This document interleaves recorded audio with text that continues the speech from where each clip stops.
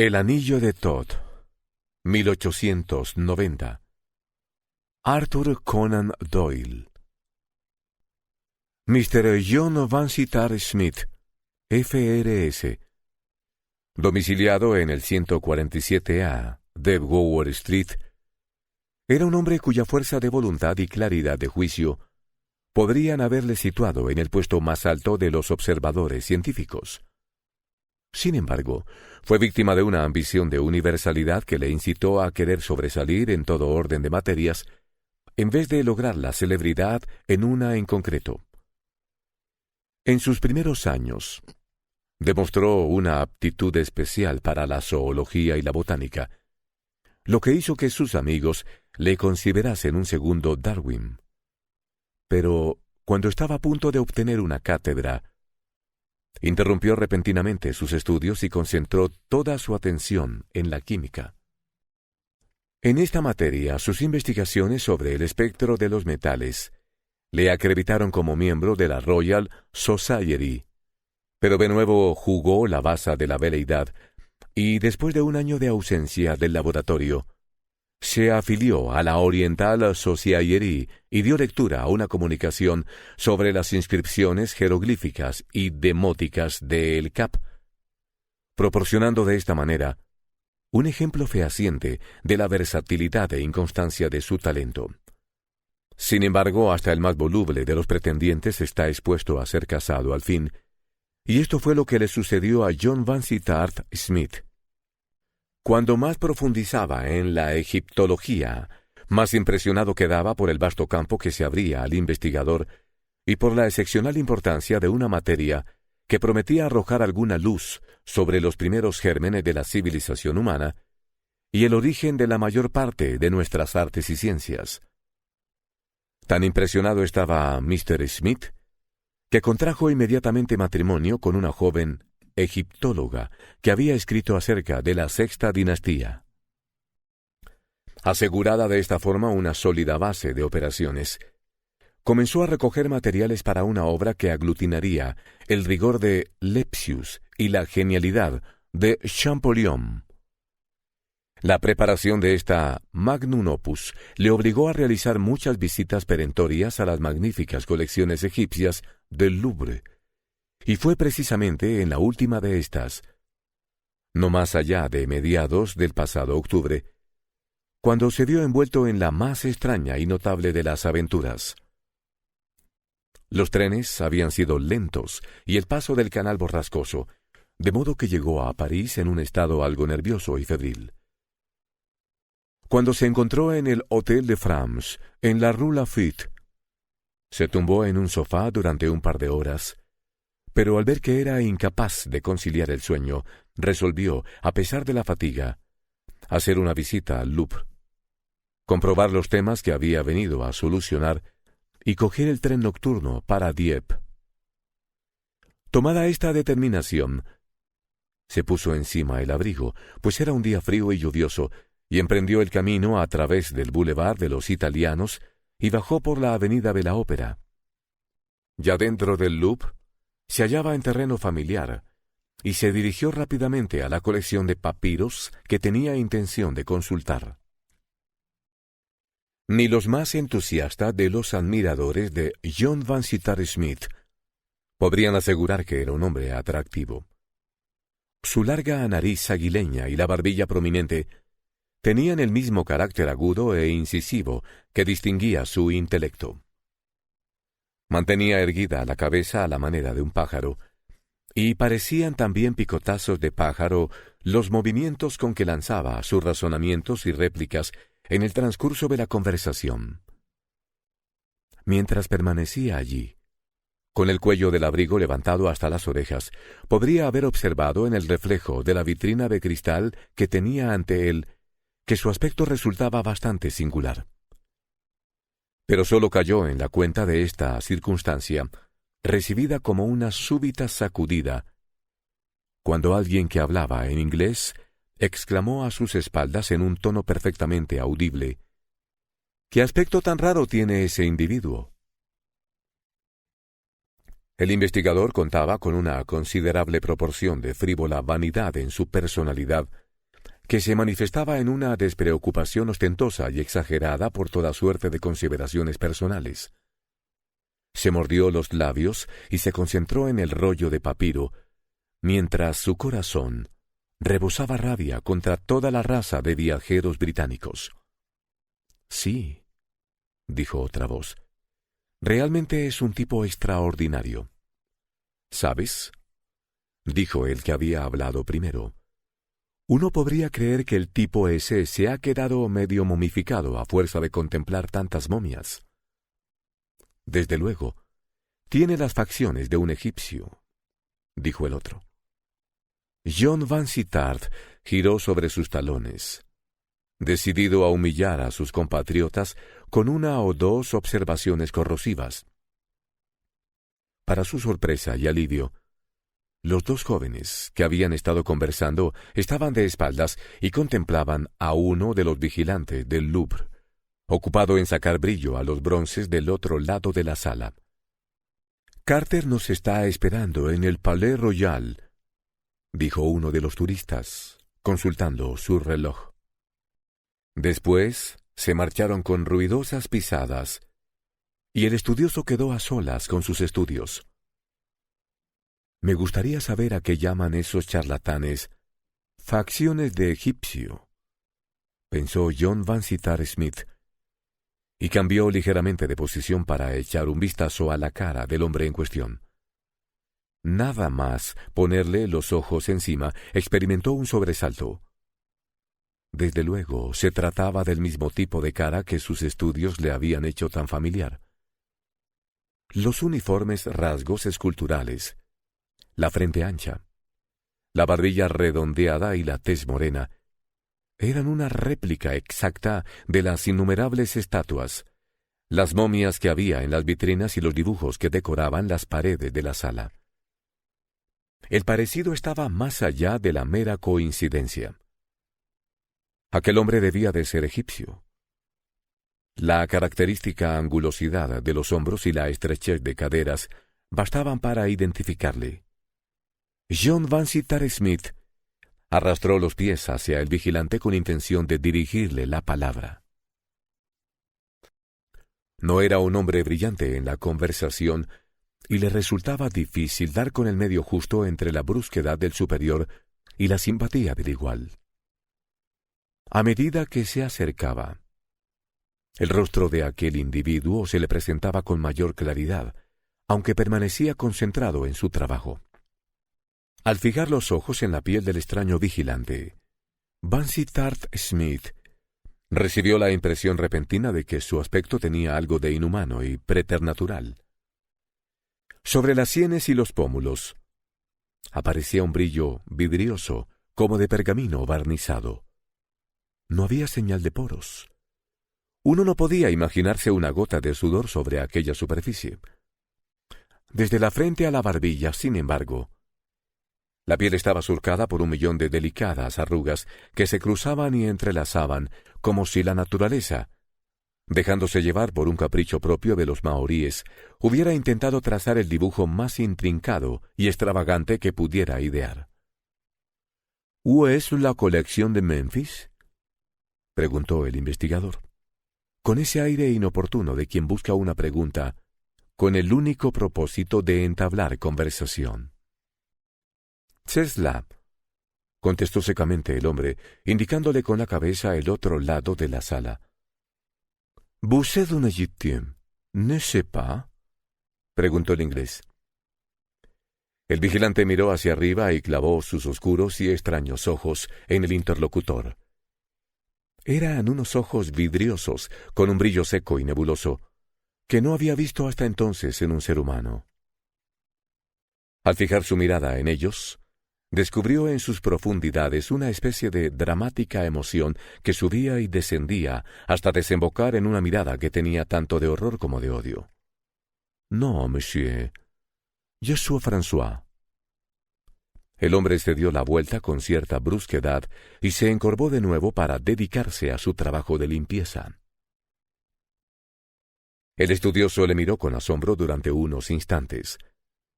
Se retiró a un asiento que había en un rincón apartado, detrás de una de las puertas, y procedió a poner en orden las anotaciones extraídas de sus investigaciones entre los papiros. Sin embargo, sus pensamientos se resistían a regresar a su cauce natural y se escapaban una y otra vez hacia el enigmático vigilante de cara de esfinge y piel de pergamino. ¿Dónde he visto yo unos ojos como esos?, se preguntaba John Vansittart Smith. Hay algo de saurio en ellos, algo de reptil, como la membrana nictitante de las serpientes. Reflexionó recordando sus estudios de zoología. Es lo que produce el efecto vidrioso, pero hay algo más. Tienen una expresión de fuerza, de sabiduría, al menos así lo interpreto yo, y de cansancio, un cansancio absoluto y de indecible desesperación. Tal vez sean imaginaciones mías, pero nunca había recibido una impresión tan fuerte. Por Júpiter, tengo que examinarlos otra vez. Se levantó y dio una vuelta por los salones egipcios, pero el hombre que despertaba tanta curiosidad había desaparecido. El investigador volvió a sentarse en su apacible rincón y reanudó sus anotaciones.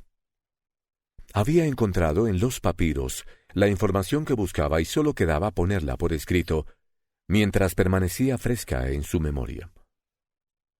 Durante un rato el lápiz corrió por el papel, pero poco a poco las líneas empezaron a torcerse.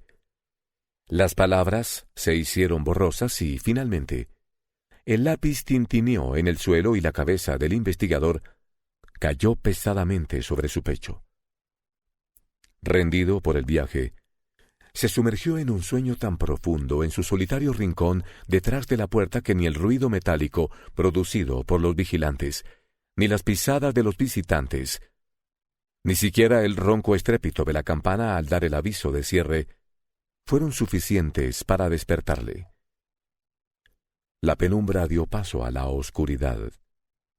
El bullicio de la Rue de Rivoli aumentó y después disminuyó. En la lejana Notre Dame sonaron las campanadas de la medianoche, y la figura oscura y solitaria permanecía sentada en silencio entre las sombras. Era cerca de la 1 de la madrugada cuando John Vansittart Smith, con un súbito jadeo y una aspiración profunda, recobró la conciencia. Durante unos instantes, le rondó la idea de que se había quedado dormido en el sillón de lectura de su propia casa. Sin embargo, la luz de la luna penetraba a rachas por la ventana sin postigos, y a medida que sus ojos recorrían las hileras de momias y la inacabable sucesión de estanterías barnizadas, recordaba con claridad dónde se encontraba y cómo había llegado a esa situación. No era nervioso. Se sentía atraído por las situaciones novelescas, lo cual es característico de su raza. Estiró los miembros entumecidos, consultó el reloj y dejó escapar una carcajada al ver la hora que era. El episodio podía constituir una admirable anécdota que relataría en su próximo trabajo y que sería como un descanso entre las graves y pesadas especulaciones. Tenía un poco de frío, pero se encontraba perfectamente despierto y recuperado. No había nada de sorprendente en el hecho de que el vigilante no hubiera reparado en él, pues la puerta proyectaba una espesa sombra directamente sobre su pupitre. El silencio absoluto era impresionante. No se oía ni un solo crujido o murmullo, ni en el interior ni en el exterior. Estaba solo entre los cadáveres de una civilización desaparecida. ¿Qué importaba el mundo exterior? Totalmente librado el bullicio del siglo XIX. En toda aquella sala no había un solo objeto que no hubiera soportado el paso de 4000 años. Allí estaban los restos que el gran océano del tiempo había rescatado de aquel lejano imperio. Desde la majestuosa Tebas, desde la altiva Luxor, desde los grandes templos de Heliópolis, desde un centenar de tumbas expoliadas, aquellas reliquias habían sido reunidas. El investigador miró a su alrededor y contempló las mudas figuras que brillaban vagamente a través de las tinieblas, antaño animadas por múltiples afanes, ahora tan silenciosas, y se vio arrastrado por un sentimiento de respeto y honda meditación. Una desacostumbrada conciencia de su propia juventud e insignificancia le invadió. Recostado en el asiento, su mirada soñadora vagó a lo largo de las salas, donde la luz de la luna proyectaba rayos plateados, y que ocupaban todo un ala del espacioso edificio. Por fin sus ojos recayeron sobre el resplandor amarillo de una lámpara distante. John Vansittart Smith se incorporó en su asiento con los nervios al límite. La luz avanzaba despacio hacia él, deteniéndose de vez en cuando, para acercarse a continuación con pequeñas sacudidas. El portador de la luz se movía sin producir el menor ruido. En aquel profundo silencio ni siquiera se percibía el más mínimo roce de los pies que avanzaban. Lo primero que se le pasó por la cabeza al inglés es que se trataba de ladrones. Se recogió todavía más en su rincón. La luz estaba ya a 2 salas de distancia. Ahora se encontraba en la sala de al lado y seguía sin escucharse sonido alguno. Con una sensación cercana al estremecimiento o al miedo, el investigador descubrió un rostro que parecía flotar en el aire detrás del resplandor de la lámpara. El cuerpo se hallaba oculto entre las sombras, pero la luz incidía sobre aquel extraño rostro de expresión anhelante. No había posibilidad de error. El brillo metálico de los ojos y la piel cadavérica. Era el vigilante con quien había conversado antes.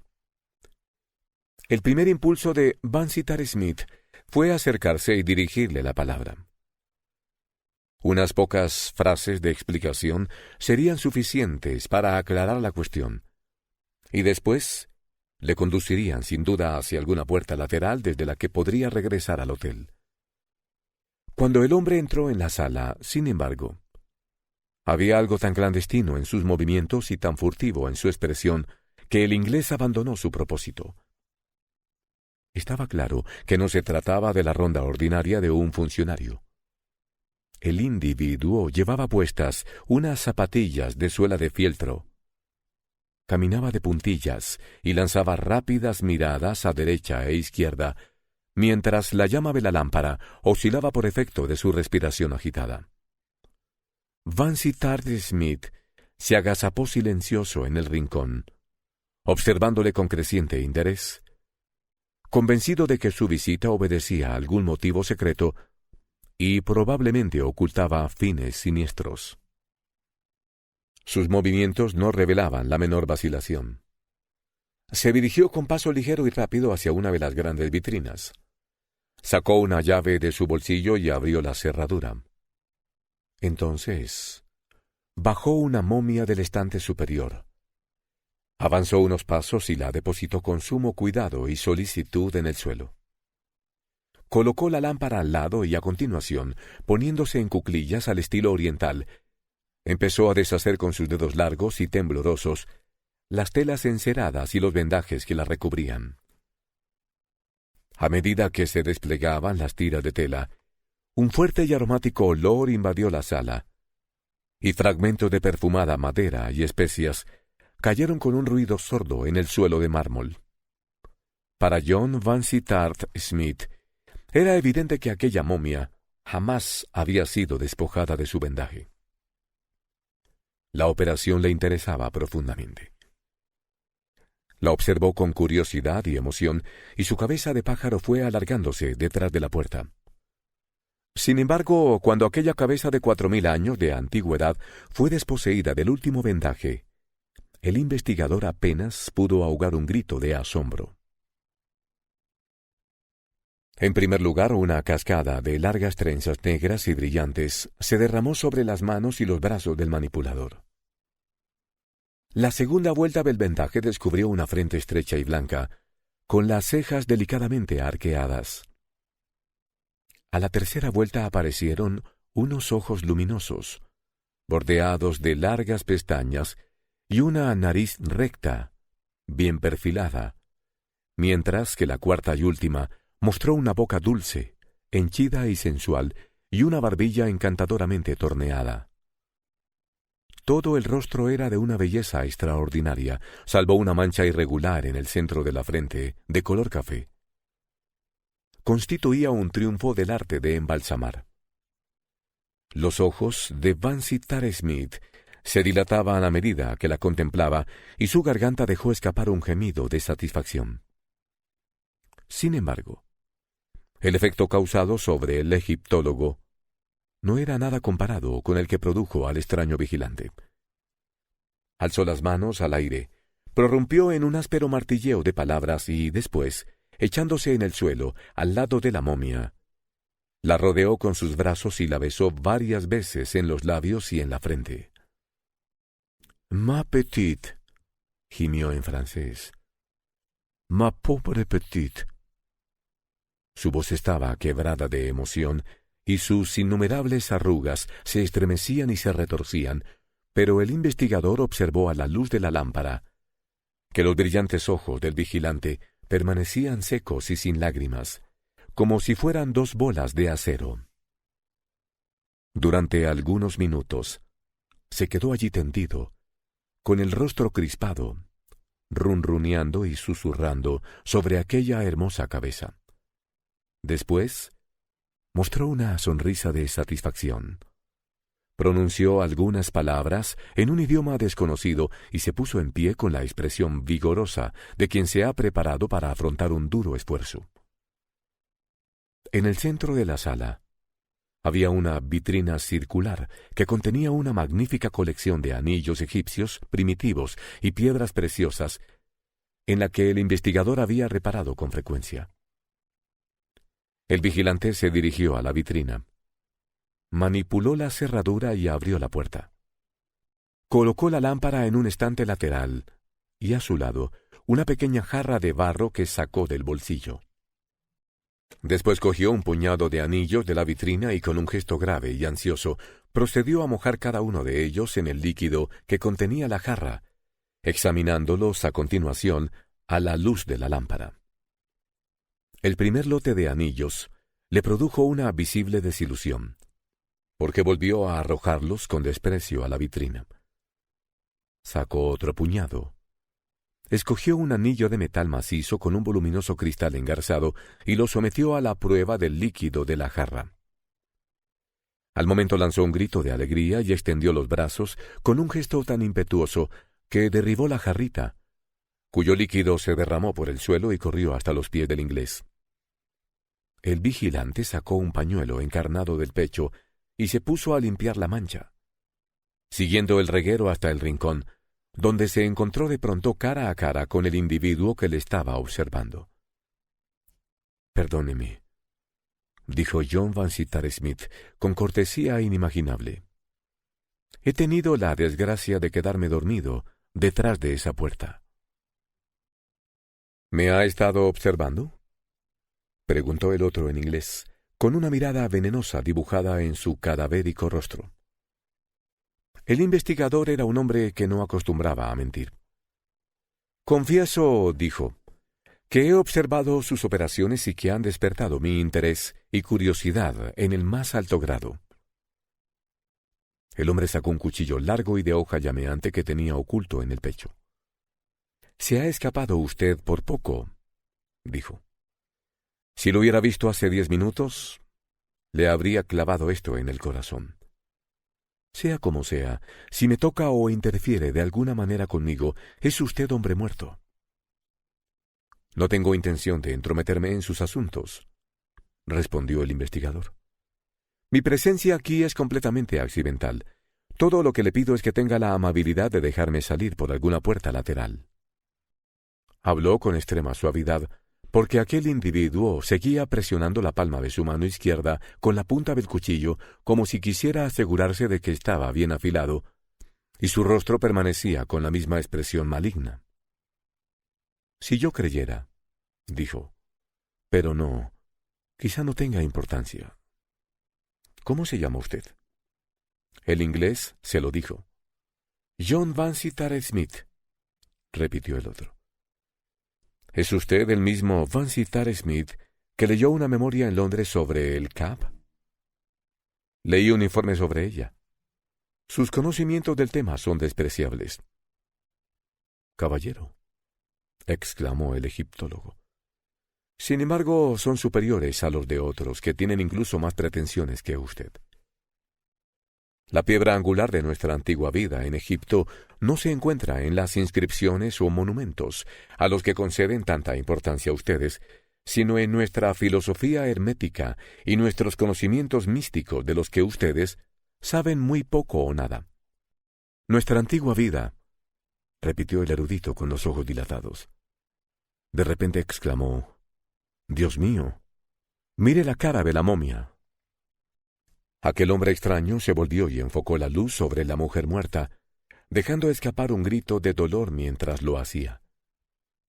La acción de la atmósfera había destruido ya todo el arte del embalsamador. La piel se había despegado. Los ojos aparecían hundidos en el interior de las cuencas. Los labios descoloridos se habían retorcido por debajo de los dientes amarillentos, y sólo por la mancha marrón de la frente podía asegurarse que se trataba del mismo rostro joven y hermoso que tenía apenas unos minutos antes. El hombre agitó sus manos con horror y desesperación. Después, dominándose con gran esfuerzo, volvió a fijar sus endurecidos ojos en el inglés. «No importa», dijo con la voz quebrada por la emoción. «Realmente ya no importa. He venido aquí esta noche con la firme determinación de hacer algo. Y ya lo he hecho. Todo lo demás sobra. Encontré lo que buscaba. La antigua maldición ha quedado rota. Puedo reunirme con ella ya. ¿Qué importancia tiene su forma inanimada si su espíritu me está esperando al otro lado del velo? Esas son palabras un tanto exageradas, dijo Vansittart Smith. Cada vez estaba más convencido de que estaba tratando con un loco. El tiempo apremia y tengo que partir, continuó el otro. Ha llegado el momento que durante tanto tiempo he estado esperando. Pero antes, debo llevarle a usted hasta la salida. Venga conmigo. Cogió la lámpara, dio la espalda a la sala desordenada y condujo al investigador con paso rápido a través de los departamentos dedicados a los egipcios, los asirios y los persas. Al final de este último departamento, abrió una pequeña puerta que había en la pared y descendió por una escalera de piedra en forma de caracol. El inglés sintió el aire frío de la noche sobre su frente. Enfrente había una puerta que parecía comunicar con la calle. A la derecha había otra puerta abierta que proyectaba un haz de luz amarilla en el pasillo. «Entre aquí», ordenó el vigilante. Vansittart Smith vaciló. Creía que había llegado al final de su aventura. Pero la curiosidad era más fuerte que cualquier otro impulso.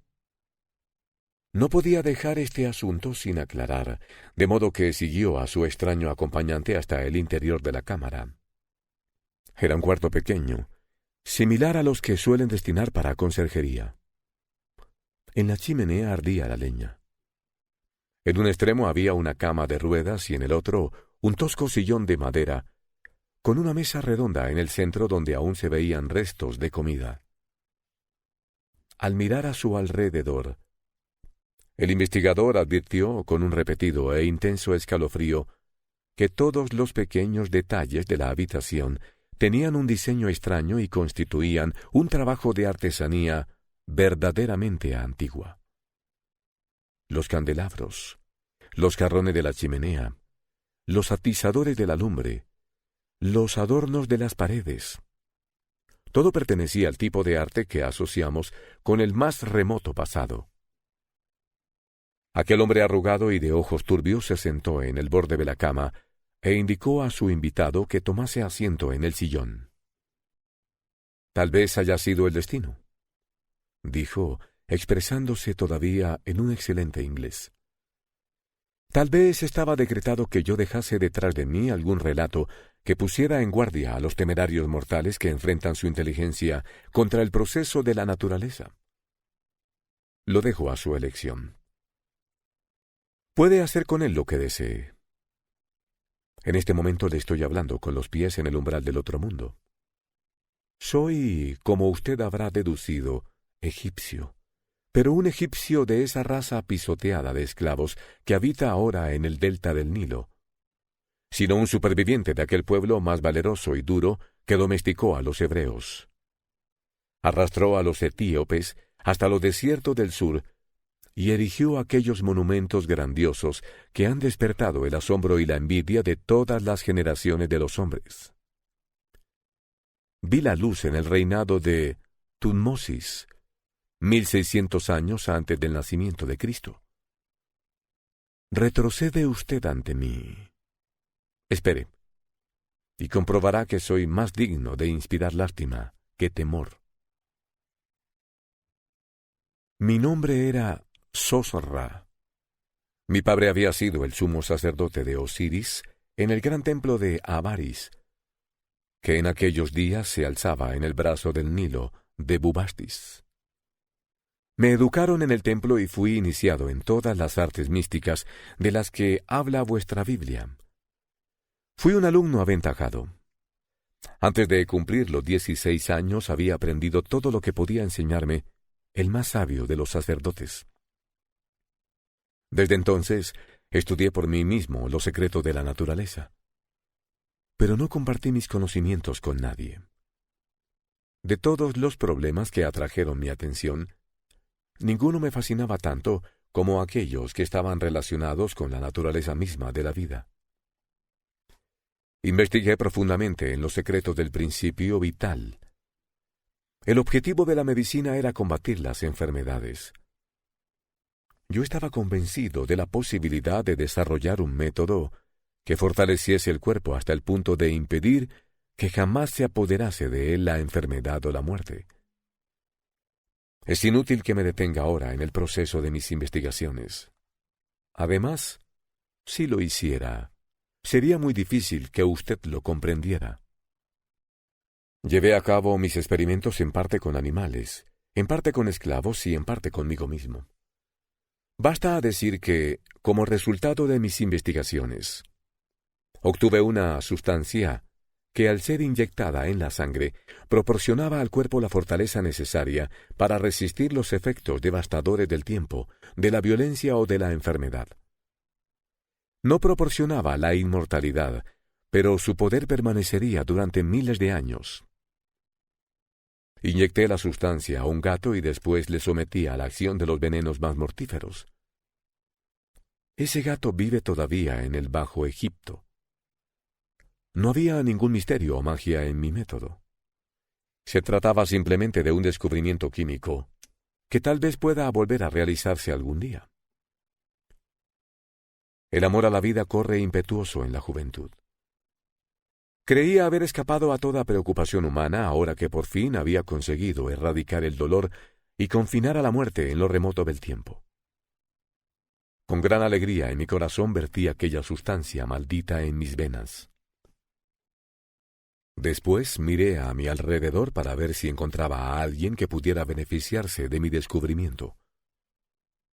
Un joven sacerdote de Thoth, Parmes, había ganado mi simpatía por su naturaleza seria y la devoción que profesaba a sus estudios. Le hice partícipe de mi secreto y le inyecté mi elixir, puesto que así lo deseaba. Ahora, pensé, nunca me faltará un compañero de mi misma edad. Después de este grandioso descubrimiento abandoné hasta cierto punto mis estudios, pero Parmes continuó con renovada energía. Le veía trabajar todos los días con sus redomas y destiladores en el templo de Thoth, pero apenas me hablaba del resultado de sus investigaciones. Yo, por mi parte, me dedicaba a pasear por la ciudad y miraba con exultación a mi alrededor, pensando que todo aquello estaba destinado a desaparecer y que sólo yo permanecería. La gente se inclinaba al verme pasar, pues la fama de mi sabiduría se había extendido por doquier. Había guerra en aquel entonces, y el gran rey había enviado sus soldados a la frontera oriental para expulsar a los Hicsos. Se envió también un gobernador a Avaris, que debía mantener la ciudad para el rey. Yo había escuchado las alabanzas sobre la belleza de la hija del gobernador. Un día, mientras paseaba en compañía de Parmes, la vimos pasar transportada sobre los hombros de sus esclavos. El amor me traspasó como un rayo. Se me escapó el corazón. Habría sido capaz de arrojarme a los pies de los porteadores. Era mi mujer. La vida sin ella me resultaba imposible. Juré por la cabeza de Horus que habría de ser mía. Hice el juramento ante el sacerdote de Thoth, pero se alejó de mi lado con el ceño fruncido, tan oscuro como la noche. No es necesario que le hable de nuestros amores. Llegó a amarme tanto como yo la amaba a ella. Me enteré de que Parmes pretendía haberla visto antes que yo, y que le había dado a entender que él también la amaba, pero yo sonreía ante aquella pasión, pues sabía que su corazón me pertenecía. La peste blanca hizo aparición en la ciudad, y las víctimas fueron incontables, pero yo pasaba mis manos sobre los enfermos y los cuidaba sin ningún temor o recelo. Ella se maravillaba de mi valentía. Entonces le revelé mi secreto y le supliqué que me permitiera emplear mi arte con ella. «Tu juventud jamás se marchitará, Atma», le dije. «Las demás cosas pasarán, pero tú y yo, y el gran amor que nos profesamos, sobreviviremos a la misma tumba del rey Shefru». Pero ella estaba llena de dudas y no hacía más que poner objeciones tímidas propias de una doncella. ¿Era eso justo?, preguntaba. ¿Acaso no constituía una burla a la voluntad de los dioses? Si el gran Osiris hubiera deseado que nuestras vidas fueran tan largas, ¿no nos lo habría concedido él mismo? A fuerza de palabras cariñosas y enamoradas, logré dominar sus dudas, pero seguía vacilando. Era una gran decisión, decía. Necesitaba una noche más apta para pensarlo. Por la mañana me haría saber el resultado de sus meditaciones. No era demasiado pedir una noche. Deseaba dirigir sus plegarias a Isis para que le ayudara en la decisión. Con el corazón abatido, barruntando desgracias, la dejé en compañía de sus doncellas. A la mañana siguiente, una vez finalizado el sacrificio de primera hora, corrí a su casa. Una esclava asustada me recibió al pie de la escalera. Su señora estaba enferma, me dijo, muy enferma. Me abrí paso entre la servidumbre, frenético, y atravesé salones y pasillos hasta llegar a la cámara de mi Atma. Estaba tendida en su lecho, con la cabeza sobre la almohada, el rostro muy pálido y los ojos vidriosos. En la frente aparecía una mancha inflamada de color púrpura. Yo conocía ya aquella marca infernal. Era la pústula de la peste blanca, el sello de la muerte. ¿Para qué hablar de aquellas horas terribles? Durante meses me asedió la locura, el delirio, la fiebre, pero yo no podía morir. Jamás un árabe sediento deseó descubrir un pozo de agua como yo deseé la muerte. Si el veneno o el acero hubiera podido cortar el hilo de mi existencia, habría tardado un instante en ir a reunirme con mi amada en el país del angosto portal. Lo intenté, pero todo fue inútil. La influencia de la sustancia era demasiado poderosa. Una noche, cuando yacía en mi lecho, débil y hastiado de la vida, Parmes, el sacerdote de Thoth, vino a visitarme. Le vi de pie, en el círculo de luz que proyectaba la lámpara, y me miró con unos ojos en los que se adivinaba una alegría insana. «¿Por qué permitiste que muriera?», me preguntó. «¿Por qué no la fortaleciste igual que hiciste conmigo?». «Era demasiado tarde», respondí. «Me había olvidado. Tú también la amabas. Eres mi compañero en la desgracia. ¿No es terrible pensar que han de pasar siglos hasta que la veamos de nuevo? Qué estúpidos fuimos al suponer que la muerte era nuestro enemigo. «Tú puedes asegurar eso», exclamó con una risa salvaje. «Esas palabras son acertadas en tus labios. Para mí no tienen significado». «¿Qué quiere decir?», exclamé incorporándome sobre un codo. «Seguramente, amigo mío, el dolor ha trastornado tu cerebro». El rostro de Parmes resplandecía de alegría y se retorcía y convulsionaba de risa, como si estuviera poseído por el demonio. «¿Sabes a dónde voy?», preguntó. «No», respondí. «No lo sé». «Voy hacia ella», dijo. «Ella yace embalsamada en la tumba más alejada, donde se levanta la doble palmera, más allá de los muros de la ciudad».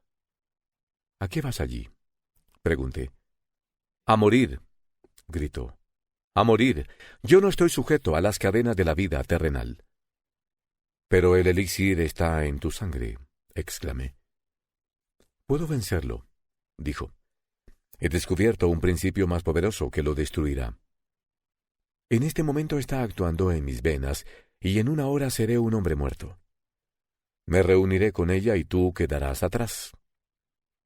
Al mirarle comprendí que era cierto lo que decía. El brillo acuoso de sus ojos revelaba que estaba más allá del poder del elixir. «Tienes que enseñármelo», grité. «Jamás», respondió. «Te lo imploro, por la sabiduría de Thoth, por la majestad de Anubis». «Es inútil», me contestó con frialdad. «Entonces lo descubriré», exclamé. «No podrás», respondió. «Lo encontré por casualidad. Requiere una mistura que no podrás conseguir nunca. Salvo la que contiene el anillo de Thoth, jamás se hará otra igual». «En el anillo de Thoth», repetí. «¿Dónde está el anillo de Thoth?» «Eso tampoco lo sabrás nunca», contestó.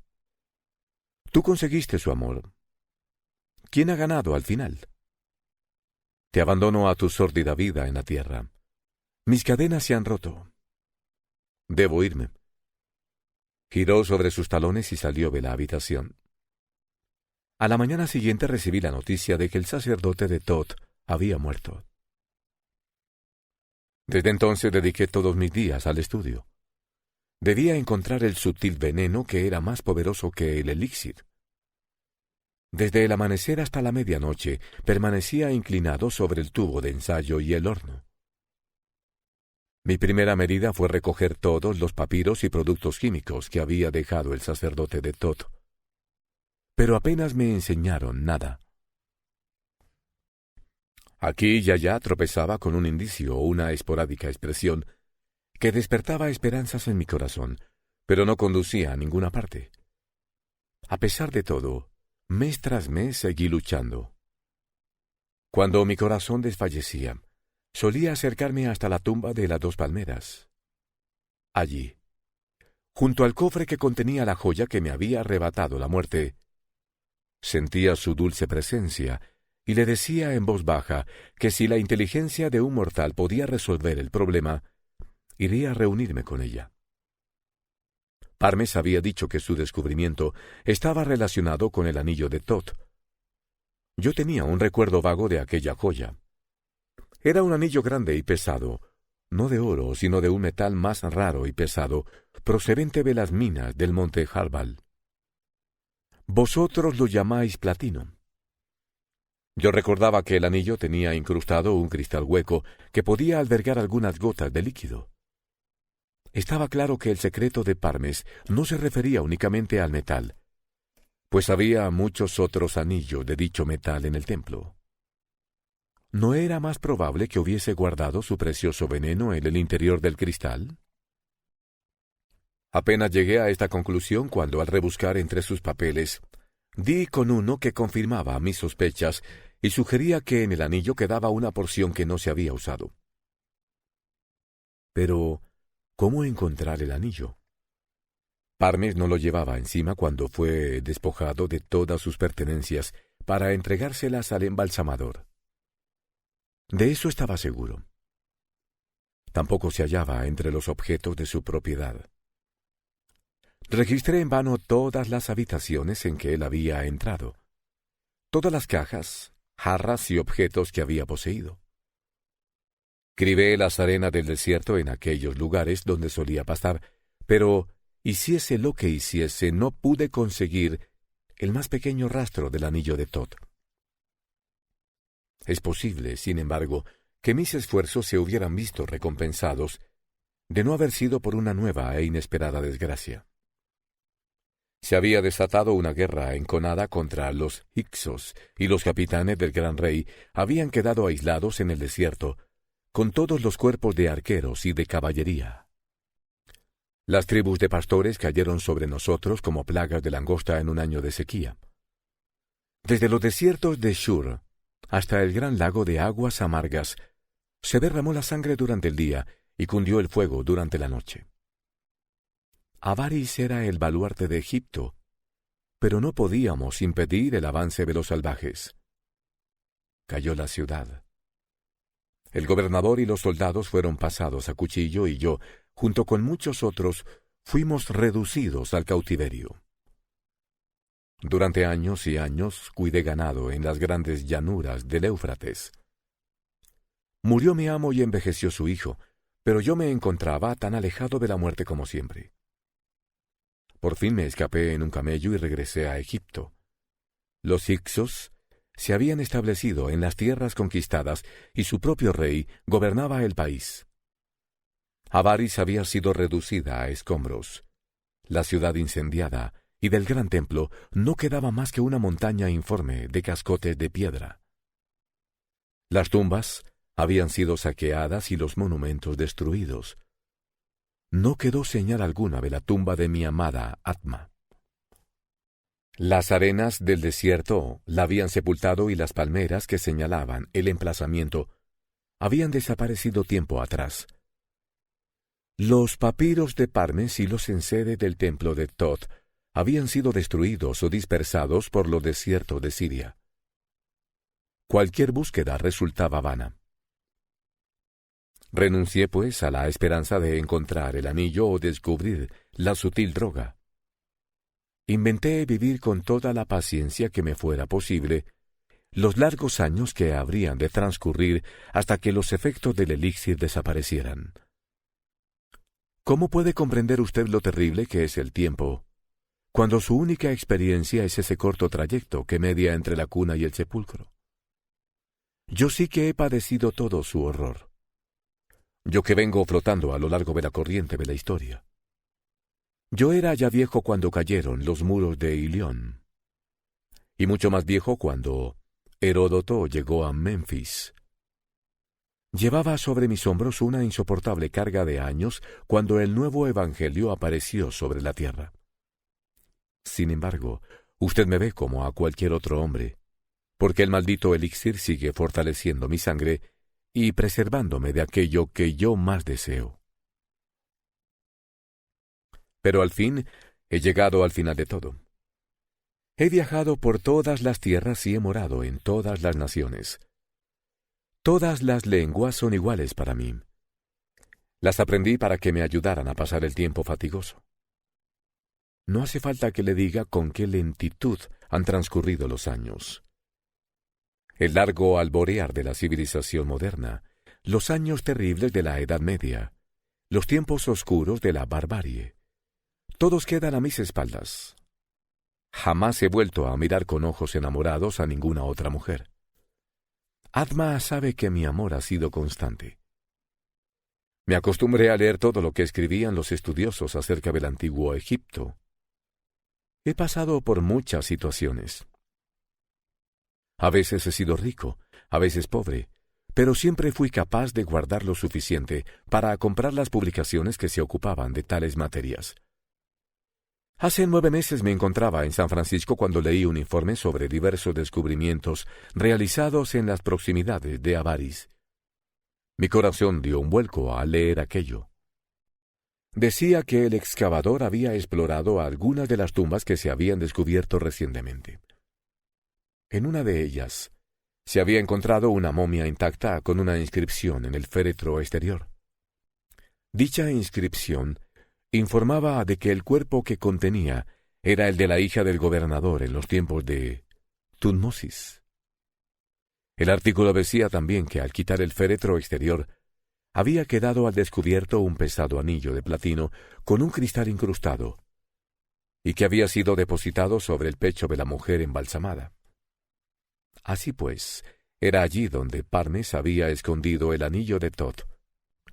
Desde luego podía asegurar que estaba a salvo, porque ningún egipcio habría sido capaz de mancillar su alma, aunque se tratase solamente de mover la caja exterior de un amigo sepultado.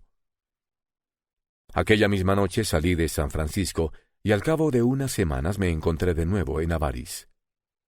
Si es que puede dársele el nombre de la gran ciudad a unos montones de arena y muros derruidos.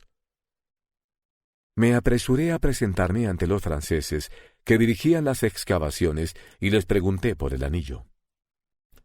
Me contestaron que el anillo y la momia habían sido enviados al Museo Bulaq de El Cairo. Me presenté en el Bulaq, pero allí me dijeron tan solo que Mariette Bey los había reclamado y embarcado para llevarlos al Louvre. Fui tras ellos, y por fin, después de 4000 años, me encontré en la sala egipcia con los restos de mi amada y el anillo que había estado buscando durante tanto tiempo. Pero, ¿cómo me las ingeniaría para echarles las manos encima? ¿Cómo apropiarme de ellos? Dio la casualidad de que estaba vacante un puesto de vigilante. Me presenté ante el director. Le convencí de que tenía grandes conocimientos sobre Egipto. Pero mi ansiedad me hizo hablar demasiado. El hombre me dio a entender que merecía más bien la cátedra de profesor que una silla en la conserjería. Dijo que sabía más que él.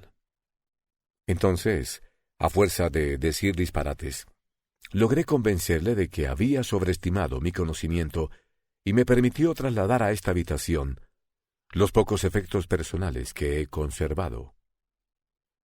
Esta es la primera y última noche que paso aquí. Esta es mi historia, Mr. Vansittart Smith. No necesito decirle nada más a un hombre de su inteligencia. Gracias a una extraña casualidad, ha contemplado usted esta noche el rostro de la mujer que amé en aquellos tiempos remotos.